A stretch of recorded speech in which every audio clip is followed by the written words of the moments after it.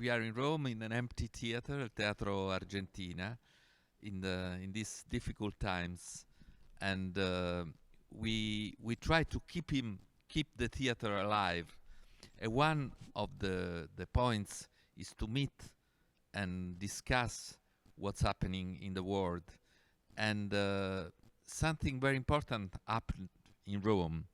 That's the charter, the Rome Charter, and Luca has also recommended all the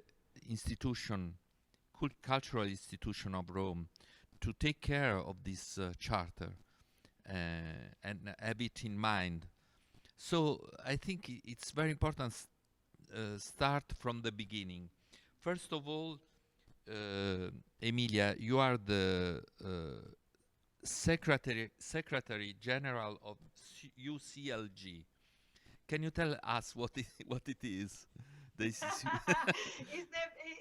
best kept secret in the world, and yet the most wonderful organization that you can imagine. United Cities and Local Governments is a century-old organization that brings together cities, towns, villages, local and regional governments from across the world, with over 250,000 members.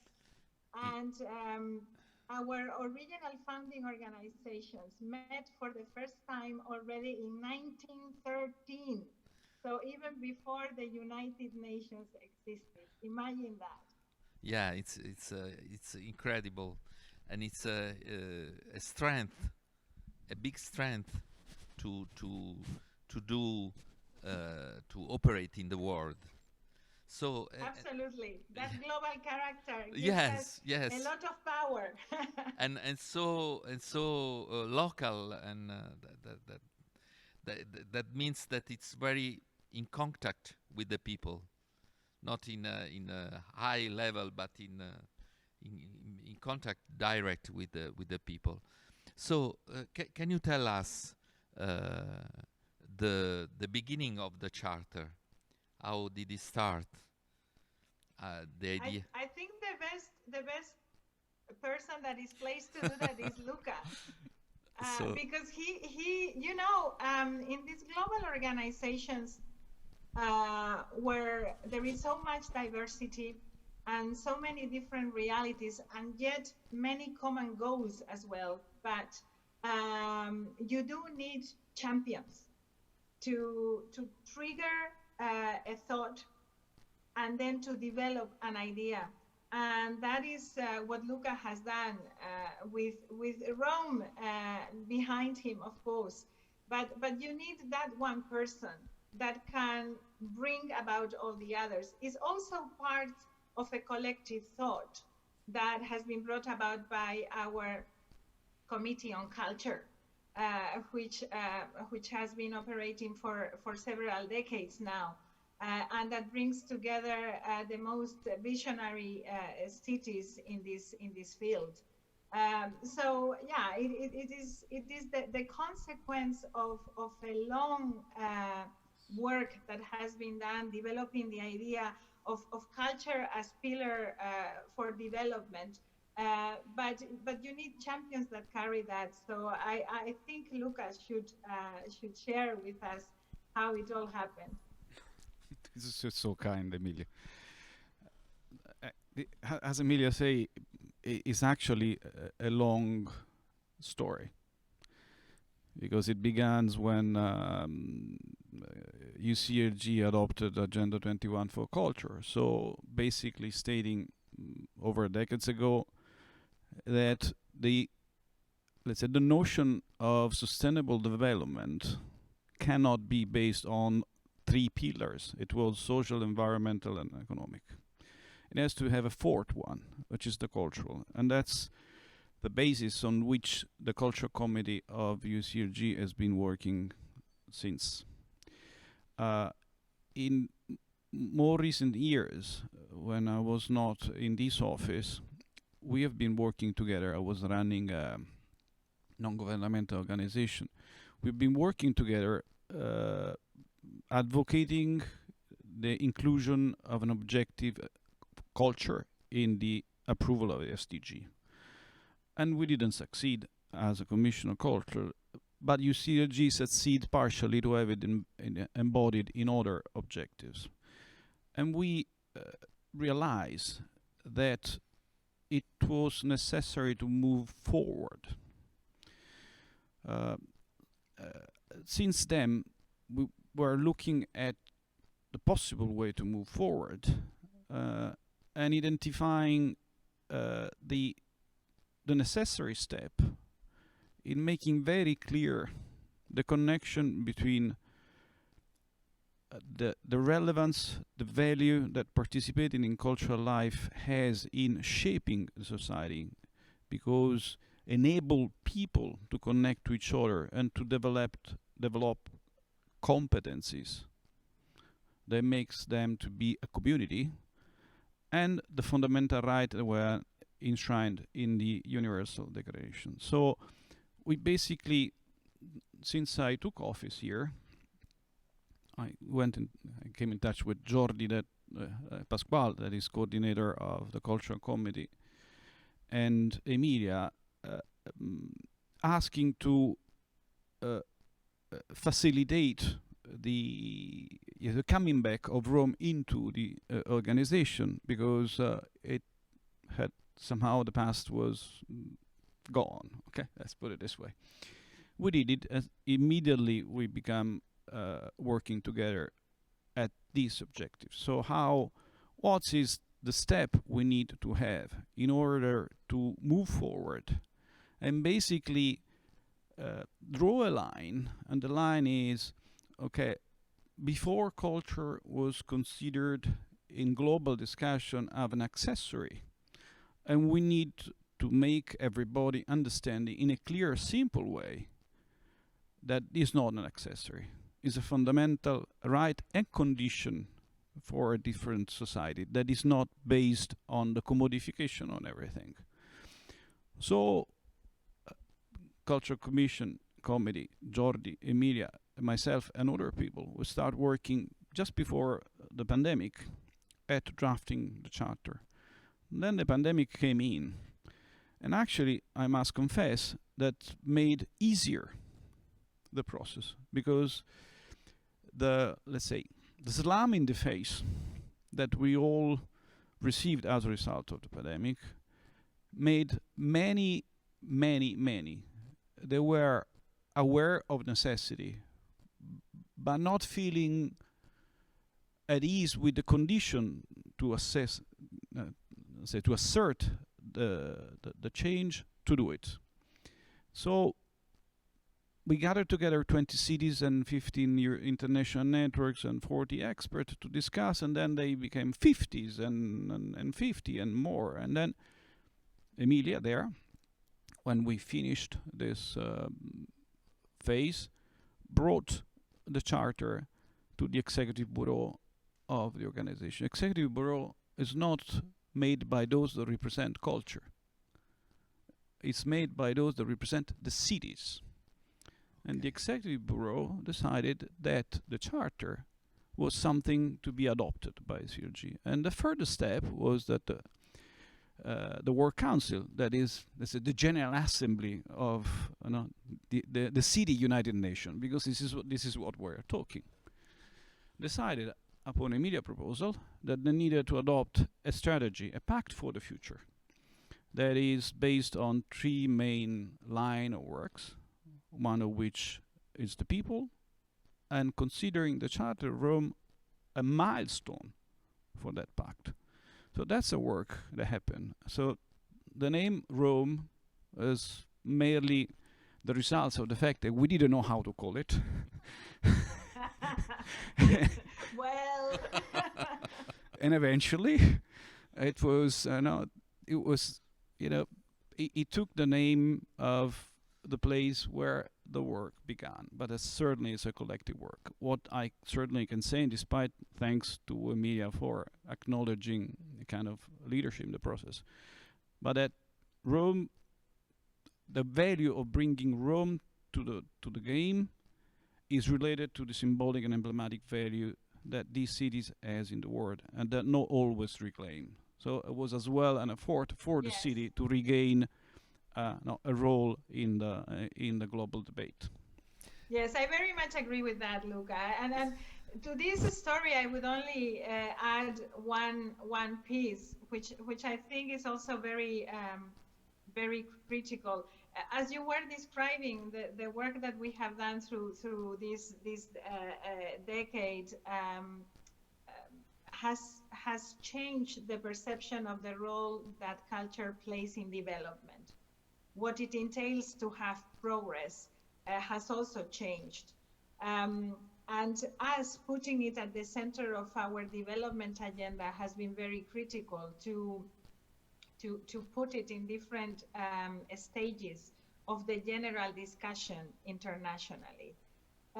During the pandemic, and I fully agree with you with the assessment, we felt in our bones that survival had never been enough for people. That, of course, yes, we wanted to be healthy, but being healthy was not enough, and we had to communicate with others, and we did it in a creative way.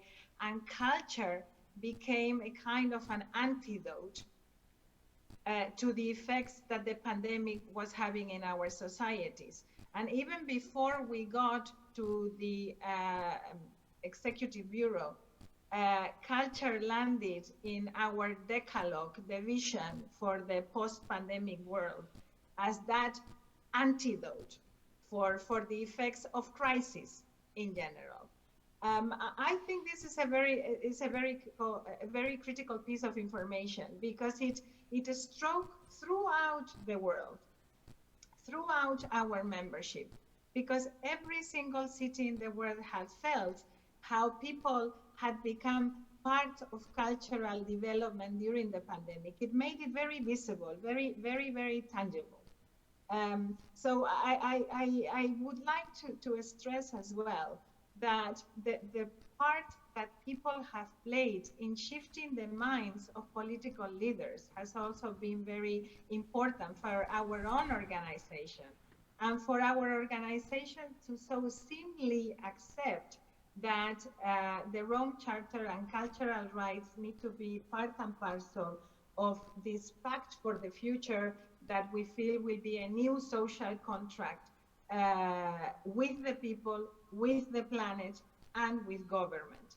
And probably the Rome Charter needs to be in more than one of these axes.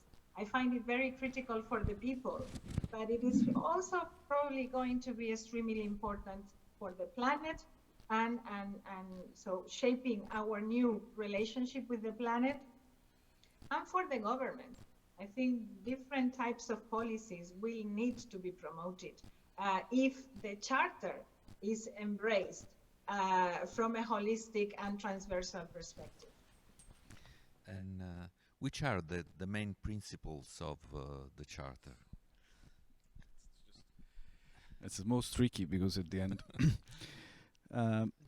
let's say the fundamental things. It really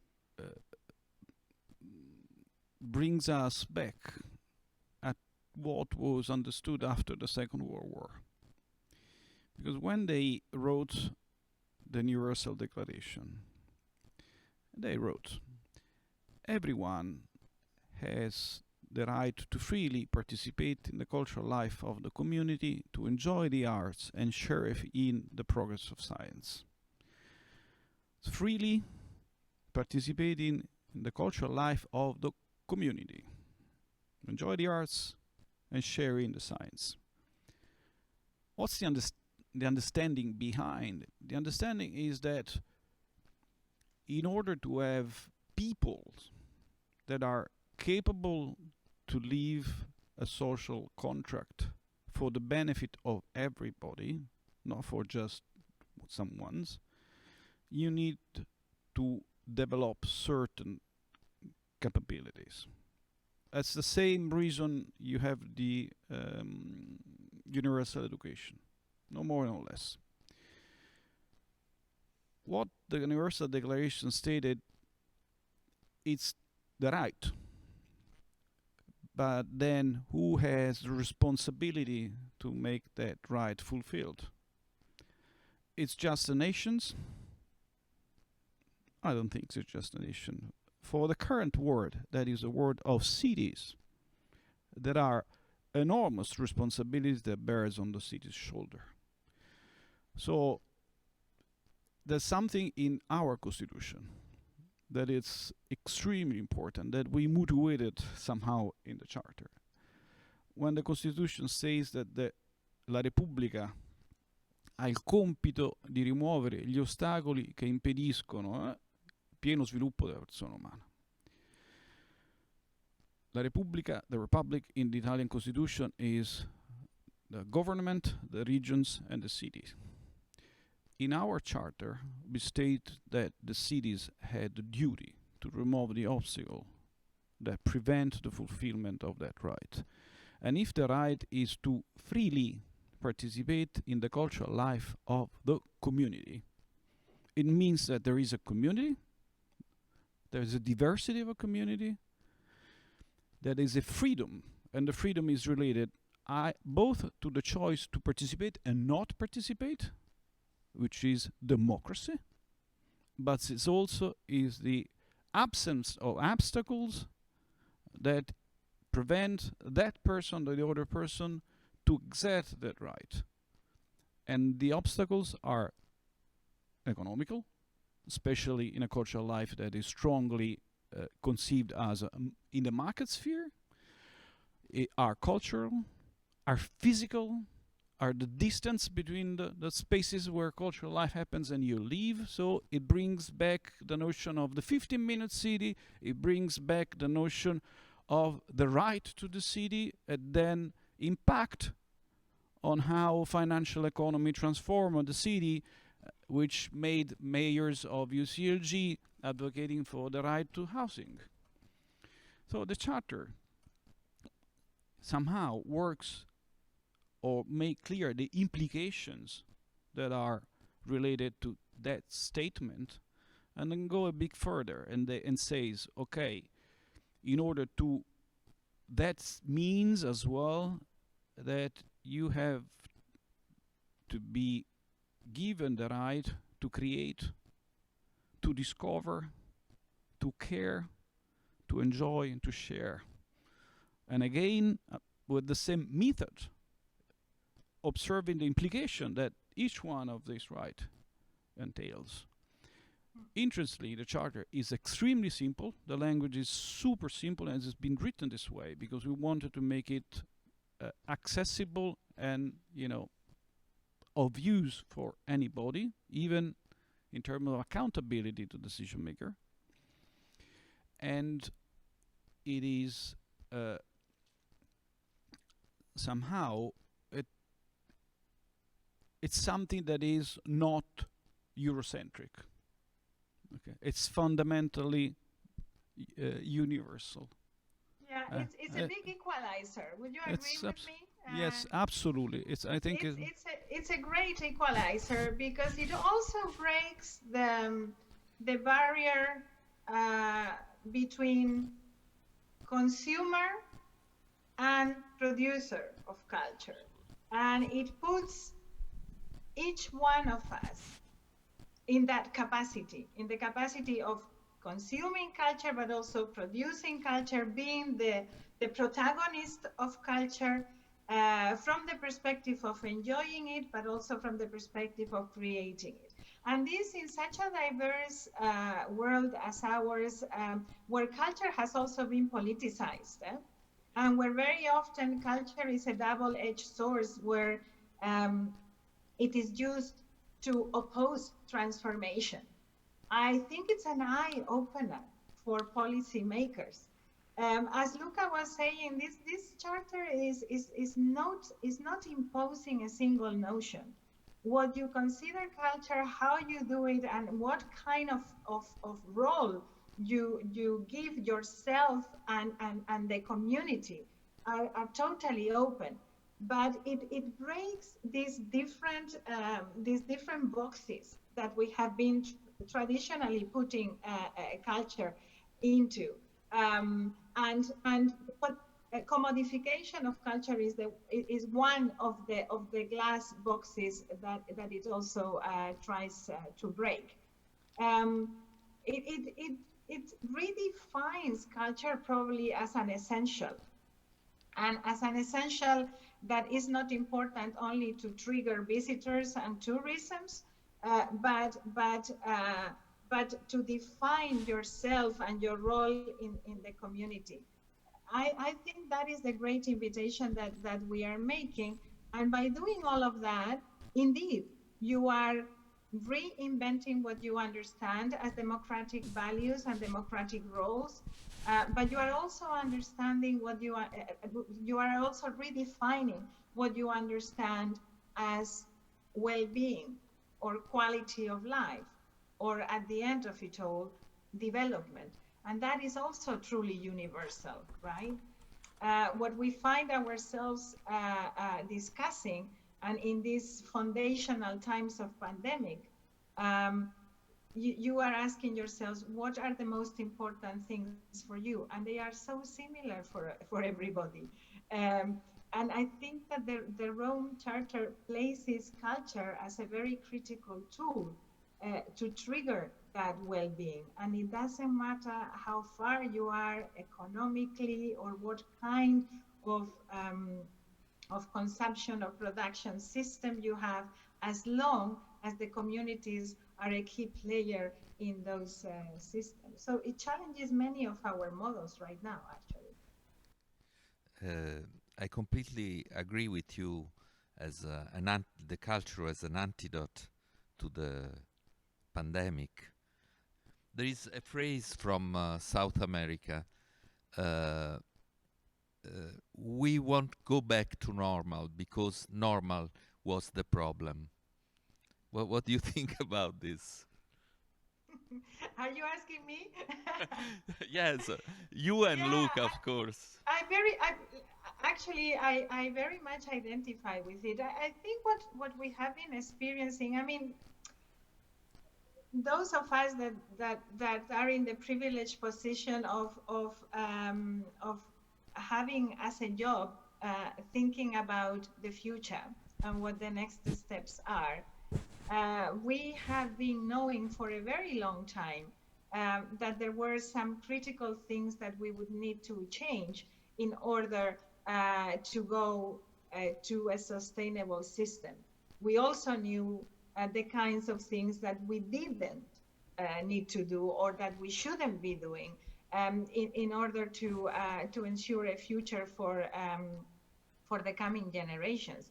We have known for quite a while. We didn't need the pandemic to know this, but they were difficult concepts to share because there were big sacrifices involved. Initial sacrifices, like the type of sacrifices that you need to face when you are tackling an illness. You know, you need to take medicines that might make you feel bad for a little while in order to address the bigger issue that will keep you healthy for the longer term. So we have known about this, and I think that sentence that came up is very much a reflection of that. The way that we have been living, the way that we have generalized everything, that we have made everything for big mass consumption, that we have been producing things on, the way that we have been consuming, the way that we have been designing our cities and our lives was not a sustainable way. And it was not sustainable, and it had high risks, but the risk that we used to see before this global crisis was a risk that was mainly noticed by a minority, by the most vulnerable, and you know what? We were accepting it. We found it acceptable. We are getting to a point where that is no longer acceptable. Look, yesterday was the International Day of Migration, and we are finding acceptable to have people detained in places when they arrive to a different continent, a different country, simply because Their papers are not in order. We call them illegal simply because they have moved to look for better opportunities.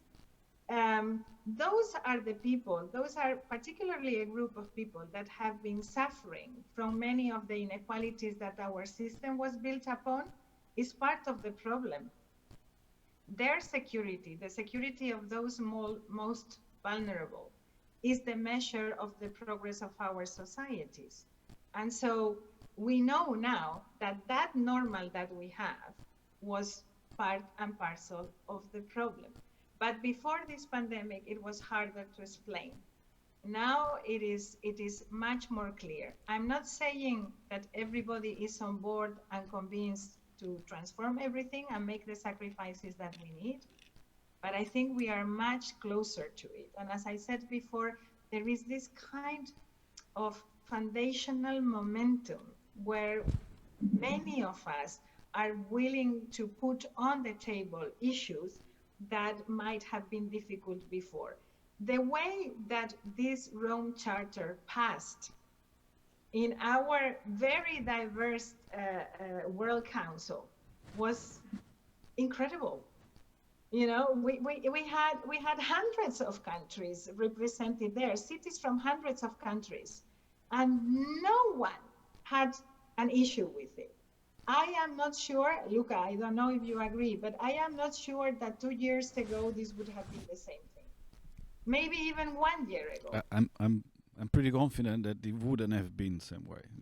I'm pretty confident, but I think I have not a single word to add what Emilia said in answering your question. The only thing is that I'm honored to have brought back Roma in an organization led by her.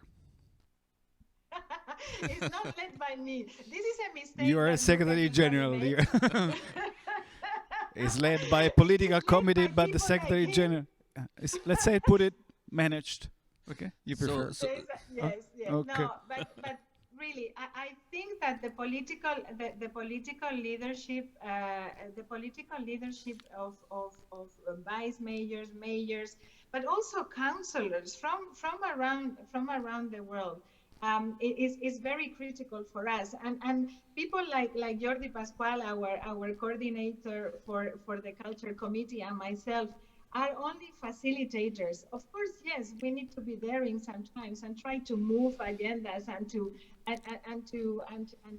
trigger this you know, kind I'm deeply convinced that this time is time where we need Iniesta, not Pelés. Okay. So well, that's also. I think we need everybody on yeah, board. okay. No, I'm joking, but we will certainly. I'm aware. I'm well aware, and but I think something that is important is the organization that has such a long history has moved at let's say, I wouldn't say warp speed, because warp speed has been used by someone else that I dislike as much as possible, but has moved at extraordinary speed in very difficult situation, and during the pandemic with a political wisdom expressed by the political leadership and them, so those that actually run the organization, that I haven't seen anywhere else. That's I have no doubt about that. And what Emilia was saying about regarding the way that the charter has been taken on by the political assembly, I think is an indicator of what is possible, not what is guaranteed. Because the pressure to go back at square one are strong. Yes. Both by those that only fear the future, fear for themselves, and by those that benefit from the condition, pre-existing condition. So it's gonna be as soon as we are, let's say, back to habitual social relations, there will be backlashes to these kind of things. So it's very important to move as forward as possible in this time and Yes. consolidate the work. It and that and I think that there is a challenge which I experienced directly, because somehow, the principle that we find in the charter and that are resulting out of the consideration that Emilia was expressing on our behalf of everybody about the structural injustice of the pre-existing systems. Anyway, trying to put in practice that principles, it's all evidently clashes with the limitation that you have in powers, time, resources. So there always will be a distance between where that principles, the imaginary that the principles define, and the reality that you actually, as decision maker, are in condition to put in place.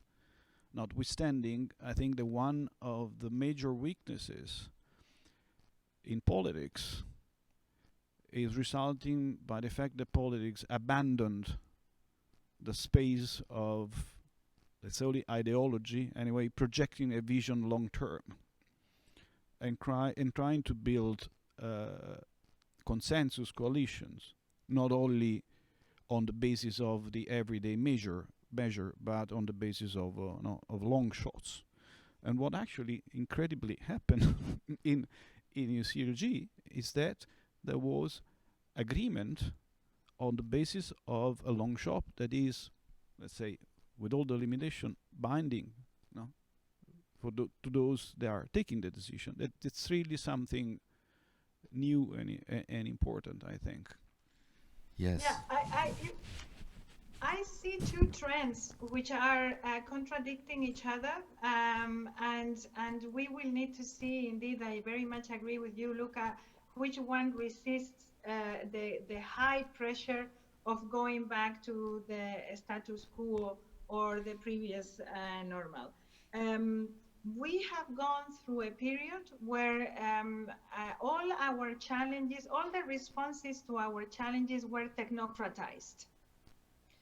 What I mean by technocratized is that people wanted to have not visionary government, but efficient government, not taking risks, but going very steady. Solutions were to be studied by experts, not by ideas. This pandemic, this crisis has shown us that we had to be visionaries, and that we had to break barriers. We had to use the commons for purposes that we had never used them before. We had to bypass some of the rules to be able to attend the priorities and to respect also the needs of the communities. And what people are asking themselves now is, okay, why can't we make this permanent? Why can't we transform some of these temporary measures into permanent measures?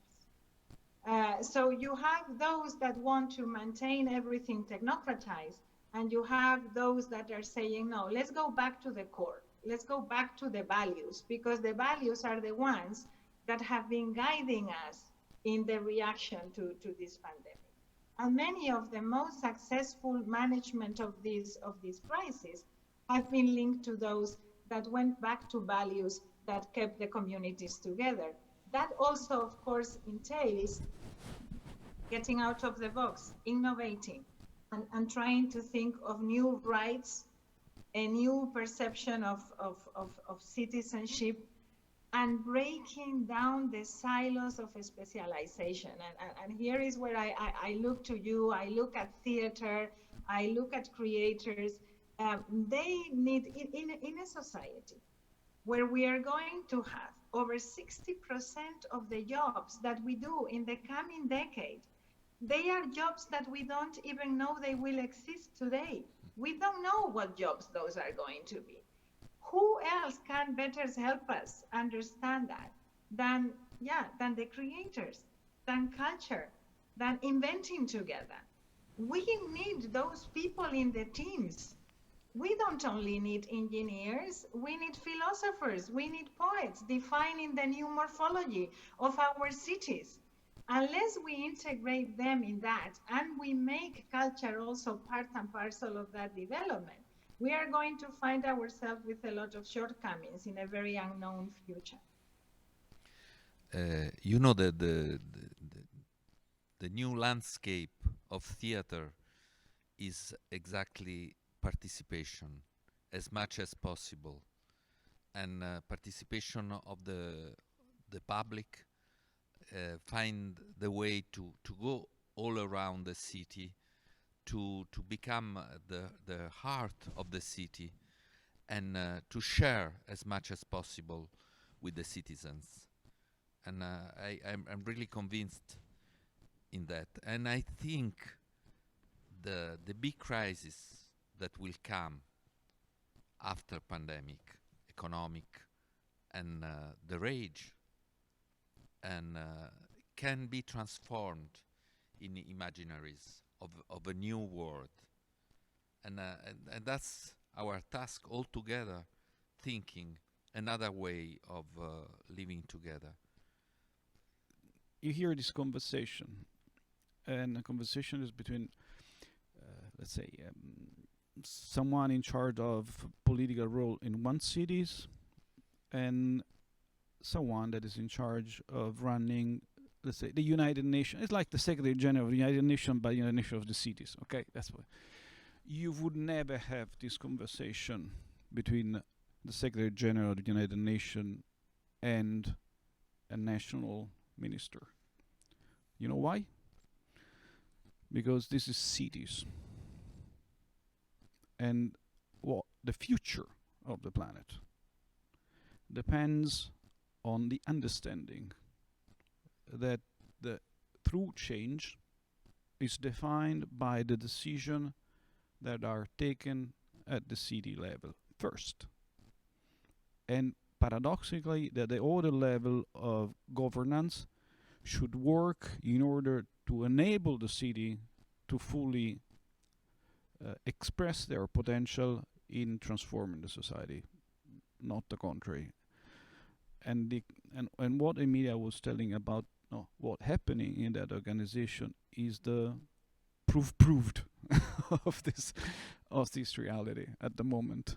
But so now we can back to Romans if you want. Yeah, I would like to know from Luca. The charter is happened a few months ago, but I think it was in your purpose and in your way of making politics, cultural politics in Rome from the beginning. Let's say the Universal Declaration of Human Rights, certainly yes. Doing the charter, I realized that there were things that I didn't consider a priority that I should have considered priorities in order to actually to be, let's say, completely adhering completely to the principle of the Human Rights Declaration. So, to some extent, the cultural policy we try to design and practice here certainly reflect the charter and the basic principle of the charter. But I think that the charter adds clarity to many aspects that would imply further evolution of the policy. And even by doing, and even at the end of that, I thought, wow, but I missed that point. And Which one, for instance? many, unfortunately many. But as well,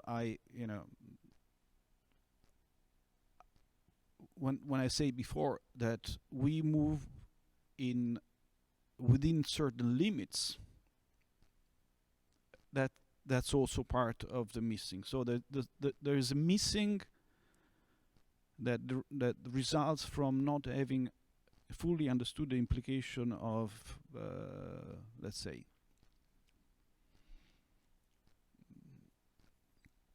the extent of care.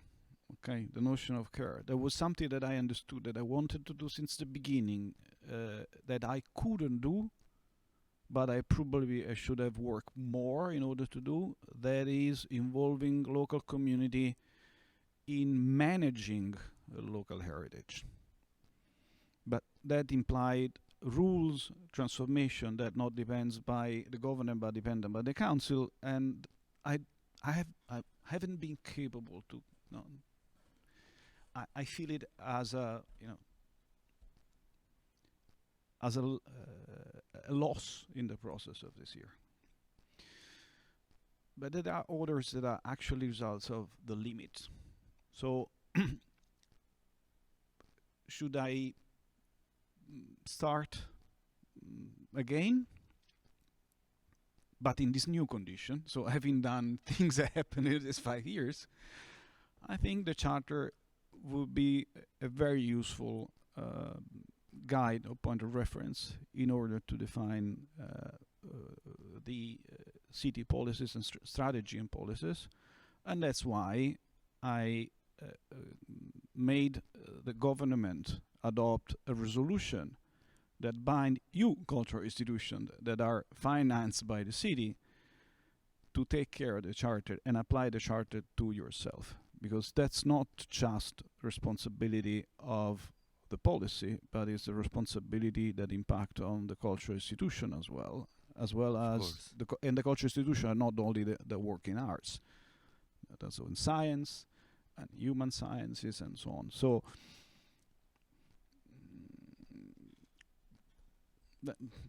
maybe that's the answer. So if you want to go more specific, I can do, but it's the MIC, which is transforming the access to the system of museum and heritage site managed by the city, which is huge, with a card that is €5, allowing you to get in any time you want for a year to all inhabitants of the city and the metropolitan area. It reflects, it's a way to address something that is in the charter, and it's a way to revert the priority. The priority is not using the heritage as a touristic attractor, which is, but considering how relating now the local community to the heritage and to living together the heritage. So participating at the cultural life of the community, it's a condition for the generation of a peaceful, cohesive society. So that's one measure, but there are more or less each one of the measures tends to reflect this kind of principles, but there are others that are missing. That's the point. And, may I jump in with something that I think as we go into the future and if we accept that we put in place these kind of mechanisms that shifts priorities and allow us to enjoy, share, and protect culture in a different way. The next step for me, and the big invitation of the Rome Charter, is also to help us evolve as a society. I mean, culture is always helping us evolve, to evolve. And the next big evolution that we will need to make as a humankind, as societies, is an evolution from a model where we were the producers where our hands were needed to build things.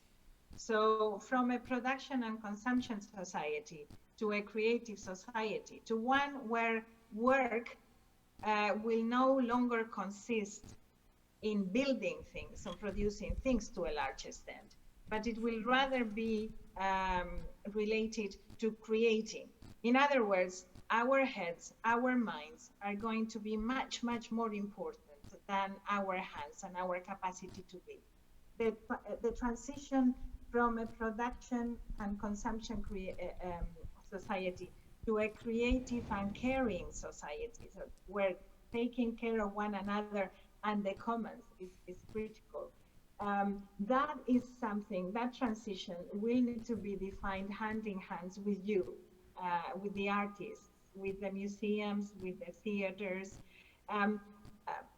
Culture and art will need to help us make that transition in a much faster way than culture and art have ever done before. And for me, that's a very important piece of the new relationship that we need to have with you. It might be also, in my view, a very important part of the legacy of the Rome Charter for the city of Rome. But it might be the biggest commitment that you need to make when you take the charter as part of your 𝐴𝑠𝑠, as part of your patrimony. Yeah, to this extent, I think you're making an interesting point. As a stepping into a very specific here locally, maybe even not fully aware, is that as a result of decades, the city of Rome participate or established a set of important cultural institutions. There are 10. Some of them, they are like the public libraries. One is made of 40. The system of city museums are 20. So it's a vast number. After the Lehman Brothers bankruptcy, when I thought we would be globally understanding what actually we are globally understanding today, so that was my starting point. The most national states, and Italy as well, they transfer to local government. And local government immediately reduced funding for culture. They did it national government and they did it local government. Resulting, the impact of this decision making was that let's assume that the cultural budget equal to 100. The funding to the cultural institution was 65, 70, and the 30% was for other things. When we came on board, funding no longer was 100, was less, but in this new 100, 93 was for funding the cultural institution and 6.5 for other measure.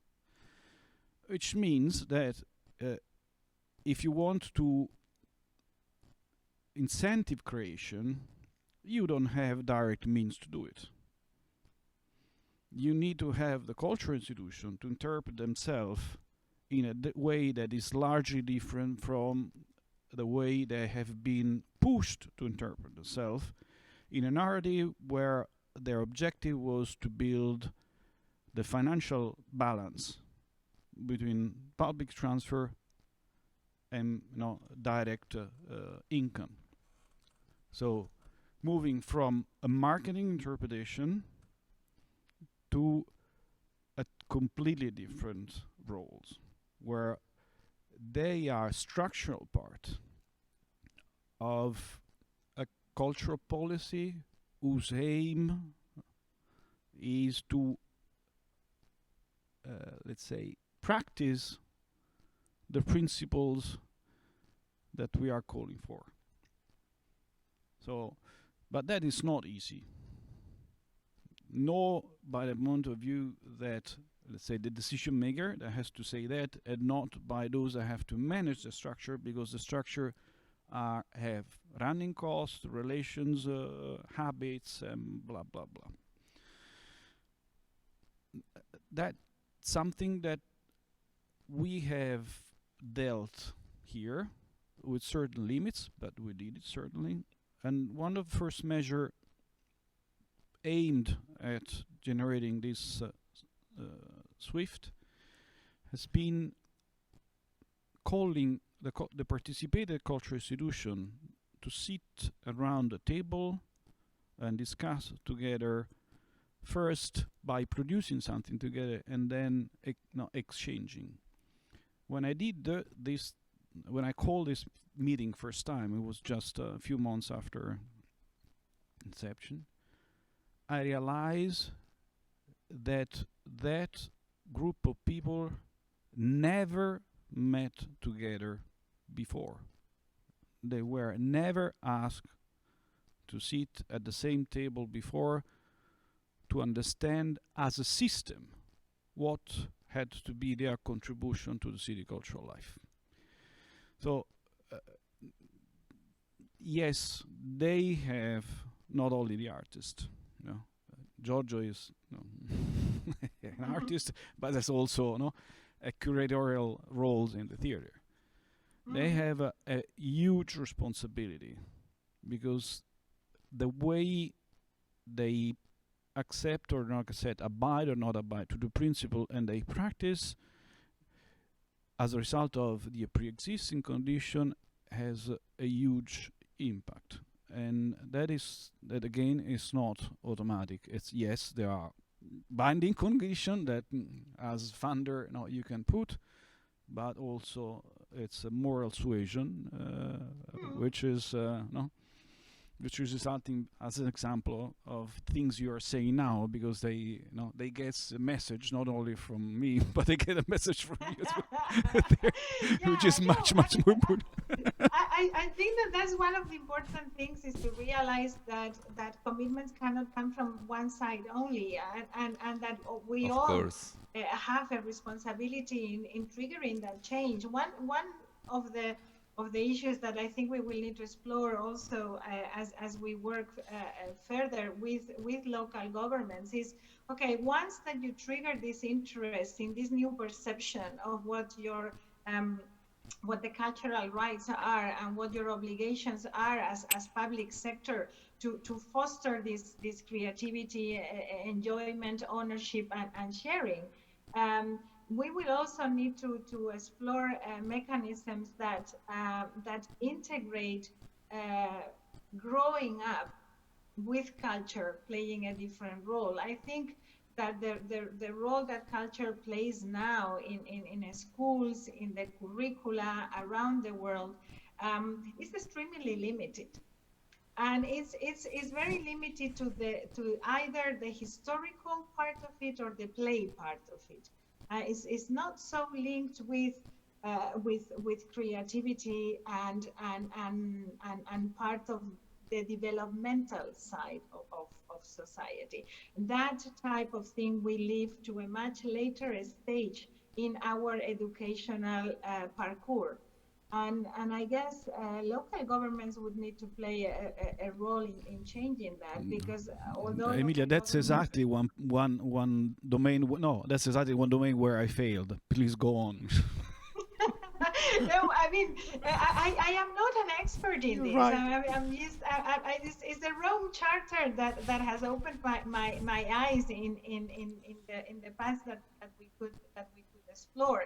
But local governments do not have the full competencies over education, and in most parts of the world, they are only responsible for the initial stages of education.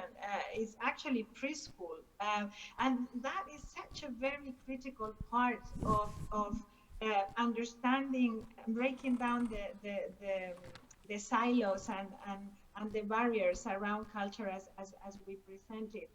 It's also the responsibility of those in the cultural sector to help local governments understand how they could contribute to that part of education of Yes. the children, etc.